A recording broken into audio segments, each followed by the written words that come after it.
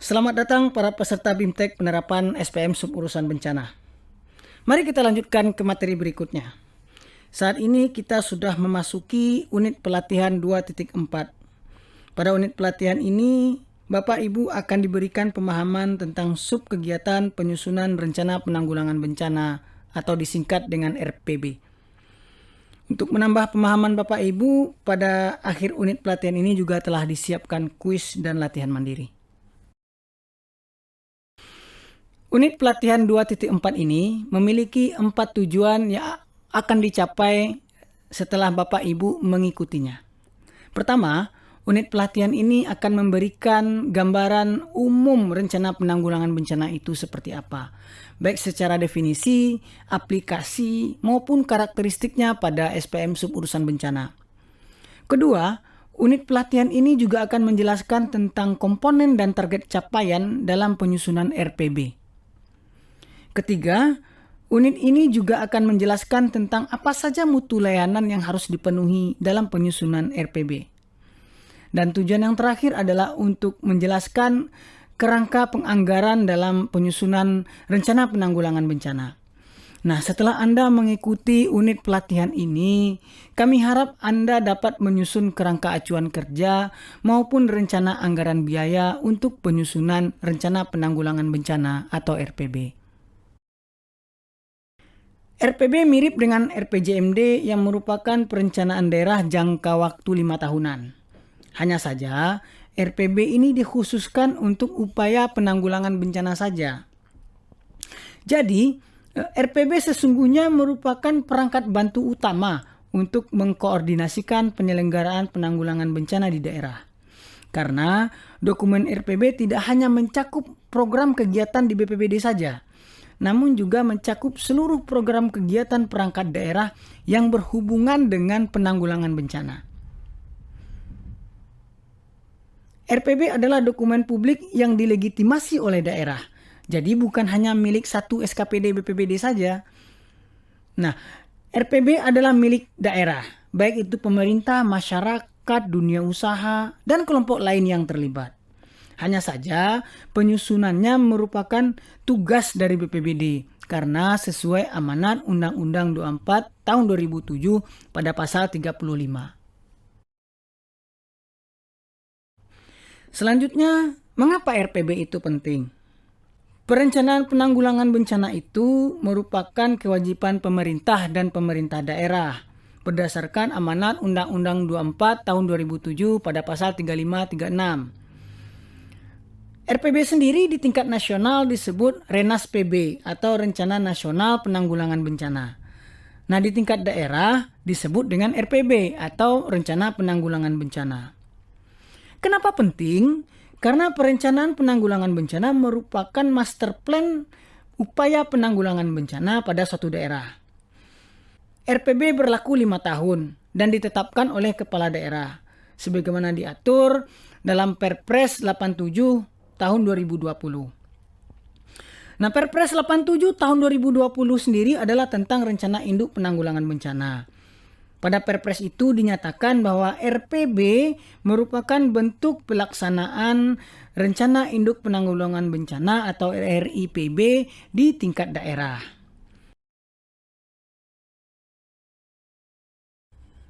Dalam slide ini memperlihatkan bagaimana sistem dalam perencanaan penanggulangan bencana.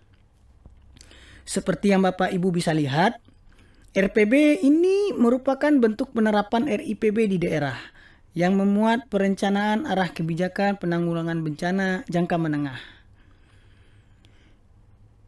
Di atasnya ada kajian risiko bencana yang merupakan salah satu dimensi teknokratis dalam penyusunan RPB.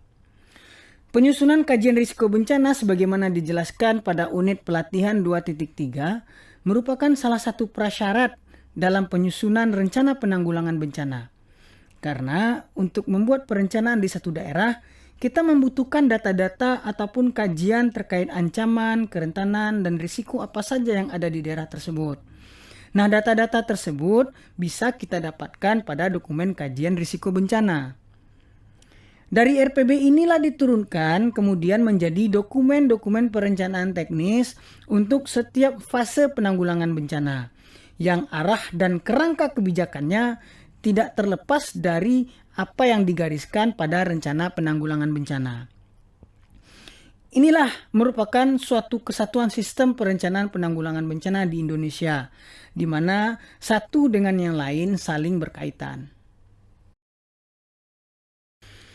Seperti yang sudah disinggung sebelumnya, pemerintah melalui Peraturan Presiden Nomor 87 Tahun 2020 telah menetapkan Rencana Induk Penanggulangan Bencana atau RIPB 2020-2044. Jadi, RPB ditetapkan untuk periode 25 tahun yang terbagi dalam 5 tahap penerapan.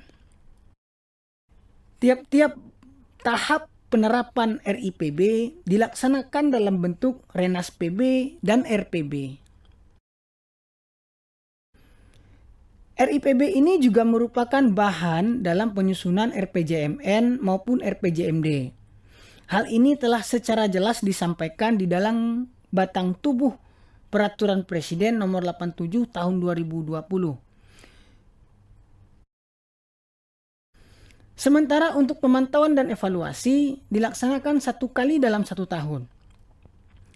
Proses pemantauan ini sejalan dengan mekanisme monitoring dan evaluasi Renas PB di tingkat nasional maupun mekanisme monitoring dan evaluasi RPB di tingkat daerah. Hasil pemantauan dilaporkan kepada Presiden melalui Menko PMK.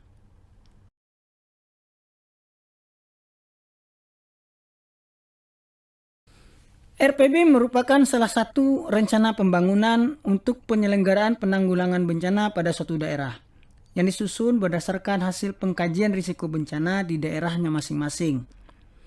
Selain itu, penyusunan RPB juga mempertimbangkan perencanaan pembangunan lainnya, baik di level daerah maupun sampai ke tingkat pusat. Hal tersebut menjamin keselarasan arah pembangunan, seperti yang tadi sudah dibahas pada slide sebelumnya.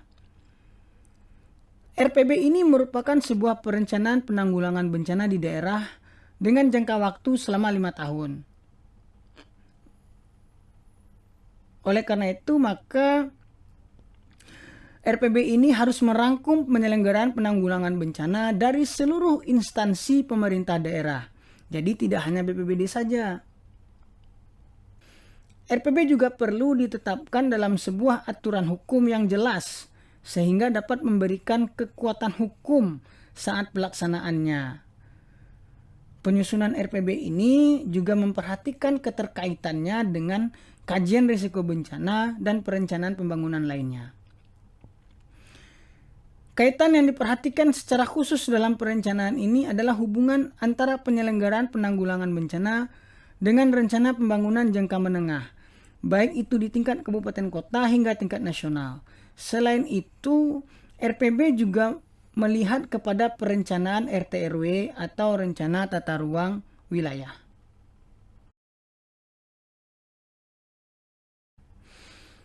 RPB merupakan perencanaan yang melingkupi seluruh fase penanggulangan bencana, yaitu pra, saat, dan pasca bencana. Perencanaan pada fase pra bencana difokuskan pada aksi-aksi pengurangan risiko bencana, baik dengan pendekatan kesiapsiagaan, pencegahan, mitigasi, maupun pengalihan risiko. Aksi-aksi pengurangan risiko bencana tersebut ada yang bersifat generik untuk seluruh jenis bencana, dan ada pula yang bersifat spesifik untuk jenis bencana tertentu. Misalnya, penyusunan peraturan daerah tentang penanggulangan bencana. Nah, kegiatan ini termasuk jenis aksi generik karena ditujukan untuk penanggulangan bencana secara keseluruhan. Sedangkan misalnya normalisasi sungai, kegiatan ini termasuk jenis kegiatan spesifik karena ditujukan spesifik untuk jenis bencana hidrometeorologi seperti banjir saja. Sementara pada fase saat bencana, perencanaan difokuskan pada kerangka kebijakan operasi tanggap darurat dengan mempertimbangkan sasaran prioritas operasi, yaitu keselamatan nyawa, stabilitas kondisi darurat, serta penyelamatan aset dan properti. Nah, untuk fase pasca bencana difokuskan pada kerangka kebijakan pemulihan, baik rehabilitasi maupun rekonstruksi. Tentu saja dengan pendekatan Build Back Better, Safer, and Sustainable. Dalam artian membangun dengan lebih baik, lebih aman, dan secara berkelanjutan. Nah, keseluruhan perencanaan penanggulangan bencana tersebut ditujukan untuk mengurangi jiwa terdampak, mengurangi kerugian rupiah, dan mengurangi hektar kerusakan yang timbul. Dokumen RPB disusun berdasarkan pendekatan teknokratis pada kajian risiko bencana, yang secara garis besar terdiri atas dokumen KRB dan peta risiko bencana. Kajian risiko bencana dengan memperhatikan kondisi khusus daerah dianalisis lebih lanjut untuk mengidentifikasi akar masalah dan isu strategis terkait penanggulangan bencana di daerah. Setiap daerah tentu memiliki karakteristik wilayah, sosial, ekonomi, maupun budaya yang berbeda-beda. Oleh karena itu, karakteristik khas daerah yang mempengaruhi penyelenggaraan penanggulangan bencana perlu kita perhatikan dalam proses identifikasi akar masalah dan isu strategis ini. Akar masalah dan isu strategis tersebut selanjutnya diterjemahkan dalam bentuk kebijakan dan strategi penanggulangan bencana daerah. Kebijakan dan strategi penanggulangan bencana yang disusun tentu saja perlu diselaraskan dengan RPJMD Provinsi dan Kabupaten Kota maupun RPJMN, RIPB, dan Renas PB di tingkat nasional. Kebijakan dan strategi penanggulangan bencana selanjutnya diturunkan menjadi rencana aksi penanggulangan bencana dengan memperhatikan prioritas bencana yang ada di daerah. Sebagaimana telah disampaikan pada unit pelatihan 1.3, bencana prioritas dapat ditentukan berdasarkan tingkat risiko dan kecenderungan kejadian bencana di daerah. Lokus untuk tiap-tiap rencana aksi dapat ditentukan berdasarkan peta risiko yang ada. Dengan demikian, pemerintah daerah dapat melihat konektivitas antar kawasan dalam penyelenggaraan penanggulangan bencana. Selanjutnya disusunlah mekanisme monitoring dan evaluasi. Penyusunan mekanisme monitoring dan evaluasi ini dilakukan mengacu kepada aturan perundang-undangan yang berlaku. Salah satunya adalah Peraturan Menteri Perencanaan Pembangunan Nasional Kepala Bappenas nomor 1 tahun 2017. Akar masalah dan isu strategis, kemudian kebijakan dan strategi, lalu rencana aksi dan monitoring evaluasi, inilah yang disusun dan ditata dalam suatu bentuk dokumen, yaitu dokumen rencana penanggulangan bencana. Dalam konteks SPM suburusan bencana, subkegiatan penyusunan rencana penanggulangan bencana termasuk kepada layanan pokok dengan struktur komponennya adalah komponen terpadu. Sebagaimana telah dijelaskan pada mata pelatihan 1, subkegiatan yang termasuk layanan pokok ini merupakan jenis subkegiatan yang memberikan konten atau konsep atau standar untuk memastikan jenis layanan dan mutu layanan sesuai dengan standar minimal yang telah ditetapkan. Sementara itu, penyusunan rencana penanggulangan bencana dikategorikan sebagai komponen terpadu karena antar komponennya saling berkaitan, sehingga seluruh komponennya harus diimplementasikan secara sekaligus. Sebagai catatan, prasyarat penyusunan RPB adalah sudah adanya kajian risiko bencana. Oleh karena itu, pastikan Anda telah memiliki hasil kajian risiko bencana terlebih dahulu sebelum Anda menyusun rencana penanggulangan bencana. Nah, untuk membantu penyusunan rencana penanggulangan bencana, maka peraturan kepala dan NSPK yang dikeluarkan oleh BNPB dapat dijadikan sebagai rujukan teknis. Sasaran pemenuhan SPM untuk subkegiatan penyusunan rencana penanggulangan bencana adalah tersedianya data atau informasi tentang rencana penanggulangan bencana dalam bentuk dokumen yang legal atau sah. Sedangkan indikator pemenuhan SPM untuk subkegiatan ini adalah terpenuhinya persentase penyelesaian dokumen sampai dinyatakan sah atau legal. Nah, berdasarkan sasaran dan indikator tersebut, terlihat bahwa legalitas dokumen RPB merupakan syarat terpenuhinya sasaran SPM untuk subkegiatan ini. Pada SPM suburusan bencana, setiap subkegiatannya memiliki komponen yang diturunkan menjadi beberapa target capaian. Setiap target capaian memiliki nilai bobot kepentingan. Sebagaimana telah dijelaskan sebelumnya, bobot kepentingan ini merupakan perbandingan nilai kepentingan suatu komponen terhadap komponen lain di subkegiatan tersebut. Untuk subkegiatan penyusunan rencana penanggulangan bencana memiliki dua komponen penyusun, yaitu komponen penyediaan tenaga ahli yang kompeten dalam penyusunan RPB dengan satu target capaian, yaitu penyediaan dokumen RPB. Target capaian ini memiliki bobot kepentingan sebesar 40%. Yang kedua adalah komponen diskusi publik terhadap dokumen RPB yang telah disusun untuk disempurnakan dan ditetapkan menjadi dokumen yang sah dan legal. Komponen ini memiliki dua target capaian, yaitu legalitas dokumen RPB dengan bobot kepentingan sebesar 60% dan laporan efektivitas pemanfaatan RPB dengan bobot kepentingan sebesar 100%. Jika Bapak Ibu perhatikan, target capaian 1 dan target capaian 2 adalah merupakan target capaian bagi daerah yang sedang menyusun RPB. Sehingga total bobot kepentingannya adalah 100%. Sedangkan target capaian 3 merupakan target capaian pada masa pemanfaatan setelah dokumen RPB disusun. Sehingga bobot kepentingannya adalah juga 100% sendiri.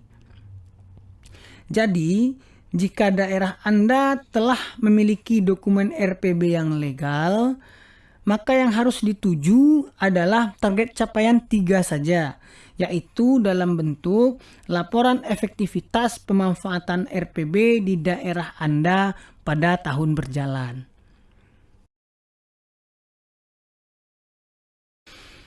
Setiap target capaian memiliki beberapa mutu layanan sebagai kualitas minimum yang harus dimiliki. Setiap mutu layanan memiliki bobot. Total bobot mutu layanan ini menggambarkan prosentase keterpenuhan mutu dari target capaian tersebut. Nilai bobot ini nanti akan berguna untuk menilai ketercapaian dari komponen penyusun kegiatan itu. Nilai maksimum dari jumlah bobot mutu layanan adalah sama dengan nilai maksimum bobot kepentingan pada target capaian komponennya. Jadi idealnya capaian mutu layanan tersebut bernilai 100% jika total bobot mutu yang dicapai sama dengan nilai bobot kepentingannya. Selanjutnya kita masuk kepada mutu layanan untuk target capaian penyediaan dokumen RPB. Total bobot kepentingannya adalah sebesar 40%. Ada 7 lingkup dan beberapa mutu layanan pada target capaian ini. Lingkup pertama yaitu periode penyusunan. Lingkup ini memiliki 2 mutu layanan, yaitu penyusunan periode 5 tahunan dan pembaharuan atas kejadian bencana besar. Masing-masingnya memiliki bobot mutu layanan sebesar 1%. Lingkup kedua yaitu identifikasi akar masalah. Pada lingkup ini terdapat 5 mutu layanan, yaitu pertama akar masalah pada elemen risiko hidrometeorologi. Yang kedua, akar masalah pada elemen risiko geologi daerah. Yang ketiga, akar masalah pada elemen risiko sosial budaya dan ekonomi. Yang keempat, akar masalah elemen risiko pada kesehatan masyarakat. Dan terakhir yang kelima, indikator yang harus dipenuhi berdasarkan indeks ketahanan daerah. Bobot dari tiap-tiap mutu layanan pada lingkup identifikasi akar masalah ini adalah sebesar 2%. Lingkup ketiga berupa penetapan kebijakan strategis. Pada lingkup ini terdapat 5 mutu layanan, yaitu pertama korelasi dengan RPJMN yang berlaku. Kedua, korelasi dengan RPJMD provinsi yang berlaku. Ketiga, korelasi dengan visi misi kepala daerah atau RPJMD yang berlaku. Yang keempat, strategi untuk menyelesaikan akar masalah. Dan yang kelima, strategi untuk mencapai target indeks ketahanan daerah. Bobot dari tiap-tiap mutu layanan pada lingkup ini adalah sebesar 2%. Lingkup yang keempat yaitu penetapan rencana aksi. Lingkup ini terdiri atas 7 mutu layanan, yaitu pertama aksi pengurangan risiko bencana. Kedua, kerangka aksi penanganan darurat bencana. Ketiga, kerangka aksi penanganan pasca bencana. Keempat, pelaksana dan pendukung implementasi aksi. Yang kelima, indikator keberhasilan aksi. Yang keenam, rencana tahun pelaksanaan aksi. Dan terakhir yang ketujuh, kesesuaian dengan strategi dan akar masalah. Masing-masing mutu layanan pada lingkup ini memiliki bobot sebesar 2%. Masih pada mutu layanan untuk target capaian penyediaan dokumen RPB. Kali ini untuk lingkup kelima, yaitu penetapan lokasi pelaksanaan aksi. Lingkup ini terdiri atas 2 mutu layanan. Yang pertama, layanan gambaran kawasan tempat timbulnya akar masalah. Dan yang kedua adalah lokasi pelaksanaan aksi-aksi pengurangan risiko bencana. Masing-masing memiliki bobot mutu layanan sebesar 2%. Selanjutnya lingkup keenam, yaitu penetapan strategi pengarus utamaan. Lingkup ini memiliki 3 mutu layanan. Yang pertama, rencana kerja untuk menjamin diimplementasikannya aksi-aksi. Lalu yang kedua, rencana pengintegrasian RPB ke dalam RPJMD dan Renstra OPD. Dan yang ketiga, pelibatan kelompok akademisi, media, dunia usaha, filantropi, dan ormas selain lembaga eksekutif dan legislatif daerah untuk implementasi aksi. Masing-masing bobot pada mutu layanan lingkup ini adalah sebesar 2%. Terakhir adalah lingkup ketujuh, yaitu rencana monitoring dan evaluasi implementasi RPB. Lingkup ini terdiri atas 2 mutu layanan. Yang pertama yaitu mekanisme monitoring dan evaluasi, serta yang kedua adalah adanya tim monitoring evaluasi. Masing-masing memiliki bobot mutu layanan sebesar 2%. Sebagai contoh misalkan, daerah Anda sedang menyusun RPB dan dalam penyusunannya tersebut telah memasukkan substansi penentuan lokasi pelaksanaan aksi-aksi pengurangan risiko bencana. Itu artinya dalam penyusunan RPB tersebut Anda telah memenuhi mutu layanan sebanyak 2%. Begitu juga jika Anda ingin menentukan keterpenuhan bobot mutu layanan yang lain. Selanjutnya adalah mutu layanan untuk target capaian legalitas dokumen RPB dengan bobot maksimum sebesar 60%. Target capaian ini terdiri atas 4 lingkup. Lingkup pertama adalah keterwakilan. Mutu layanannya dapat dilihat dari keterlibatan elemen pemangku kepentingan pada diskusi publik. Bobot mutu layanannya adalah sebesar 10%. Lingkup kedua adalah prioritas aksi. Mutu layanannya ada 3, yaitu aksi prioritas, periode pelaksanaan aksi prioritas, dan kawasan prioritas. Masing-masing memiliki bobot mutu layanan sebesar 5%. Selanjutnya lingkup ketiga adalah berita acara, di mana terdapat 5 mutu layanan.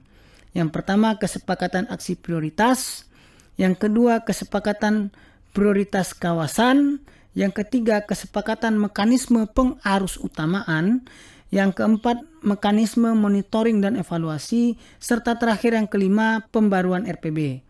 Masing-masing memiliki bobot mutu layanan sebesar 5%. Jadi untuk lingkup berita acara ini total bobot mutu layanannya adalah 25%. Yang terakhir adalah lingkup dokumen legal, di mana mutu layanannya yaitu dokumen legal RPB yang telah disepakati oleh seluruh komponen masyarakat maupun pemerintah. Adapun mutu layanan ini memiliki bobot sebesar 10%. Sebagai contoh, misalkan daerah Anda sedang menyusun RPB, dan dalam diskusi publik untuk penyusunan tersebut, Anda telah mempertimbangkan keterwakilan elemen pemerintah, masyarakat, dunia usaha, akademisi, maupun jurnalis.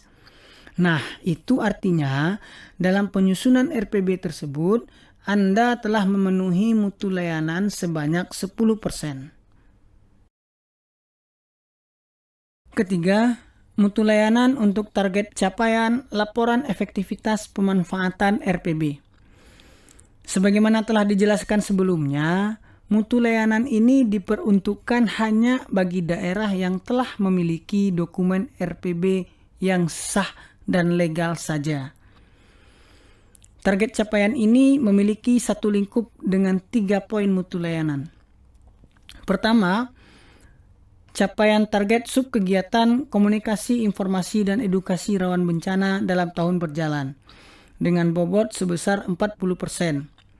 Kedua, capaian target subkegiatan pelatihan pencegahan dan mitigasi bencana dalam tahun berjalan dengan bobot sebesar 30%. Dan ketiga, capaian target subkegiatan pembuatan rencana kontingensi atau renkon dalam tahun berjalan dengan bobot sebesar 30%.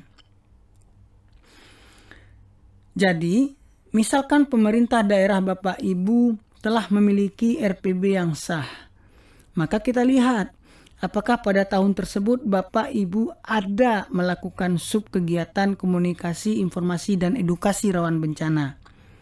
Jika ada, maka keterpenuhan mutu layanannya berarti telah ada senilai 40% dari nilai capaian subkegiatan komunikasi, informasi, dan edukasi rawan bencana tersebut.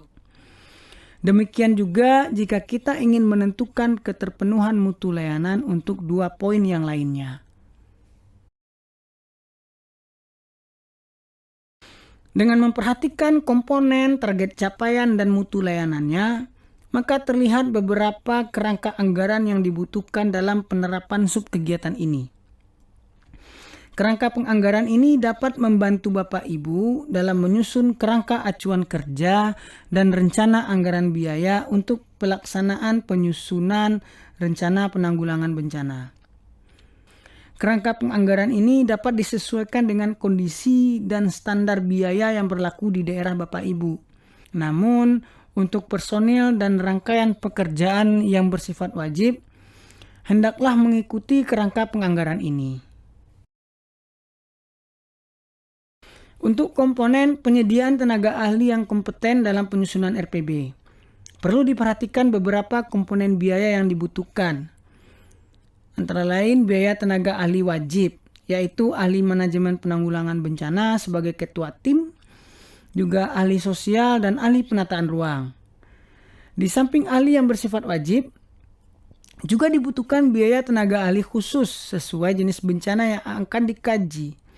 Seperti misalnya ahli hidrologi dibutuhkan bagi daerah yang memiliki potensi bencana banjir, tanah longsor, kekeringan, dan kebakaran hutan dan lahan.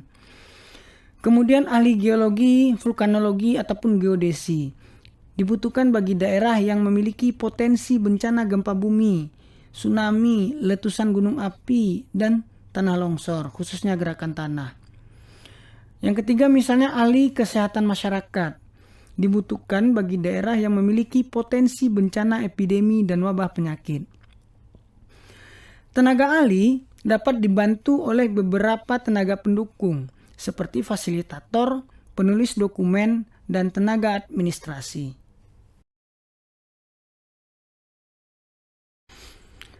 Untuk menjaga kesesuaian kualitas dan substansi hasil, maka dipersiapkan pembiayaan untuk tim teknis dan tim asistensi daerah. Tim asistensi daerah merupakan penentu kebijakan penanggulangan bencana di daerah, seperti kepala daerah, sekretaris daerah, kepala Bapeda, kepala pelaksana BPBD, dan sebagainya.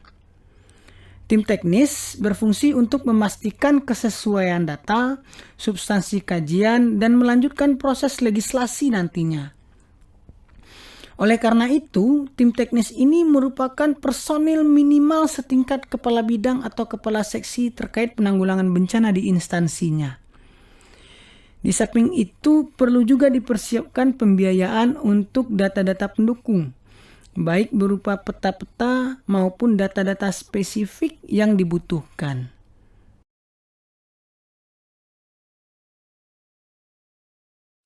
Untuk komponen diskusi publik terhadap dokumen RPB yang telah disusun untuk disempurnakan dan ditetapkan menjadi dokumen yang sah dan legal, perlu juga diperhatikan beberapa komponen pembiayaan seperti perbanyakan materi, transportasi, akomodasi, dan konsumsi. Pembiayaan ini diperuntukkan untuk pelaksanaan rangkaian kegiatan yang dibutuhkan, seperti persiapan sosialisasi rencana penyusunan RPB, kemudian diskusi publik mulai dari diskusi publik 1, 2, 3, dan 4. Juga untuk audiensi tim teknis kepada kepala daerah, untuk asistensi kepada BPBD maupun kepada BNPB, dan terakhir untuk proses finalisasi dan legislasi.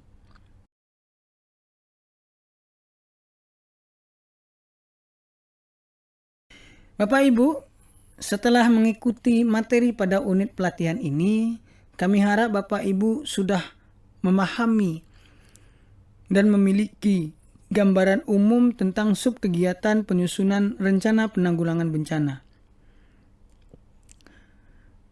Kami berharap Bapak Ibu juga mengetahui komponen dan target capaian untuk subkegiatan penyusunan RPB.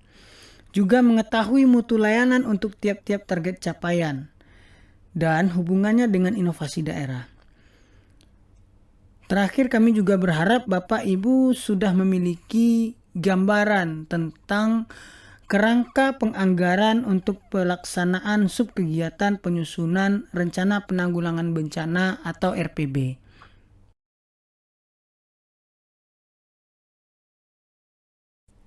Bapak Ibu, kita telah sampai kepada akhir sesi. Untuk mengkonfirmasi pengetahuan baru yang telah Bapak Ibu peroleh dari unit latihan ini, silakan isi kuis yang telah disediakan. Setelah Bapak Ibu berhasil menyelesaikan kuis, Bapak Ibu juga diwajibkan untuk menyelesaikan latihan mandiri. Pada latihan mandiri ini diberikan seperangkat data untuk menyusun rencana anggaran biaya dengan menggunakan tabel kerangka penganggaran yang telah disediakan. Kami berharap Bapak Ibu dapat menyelesaikan kuis dan latihan mandiri ini dengan baik, sehingga Bapak Ibu dapat melanjutkan ke unit pelatihan 2.5. Terima kasih, semoga pelatihan ini dapat memberikan keterampilan baru bagi Bapak Ibu dalam merencanakan, melaksanakan, dan mengevaluasi penerapan SPM suburusan bencana. Sampai jumpa lagi pada unit pelatihan 2.5.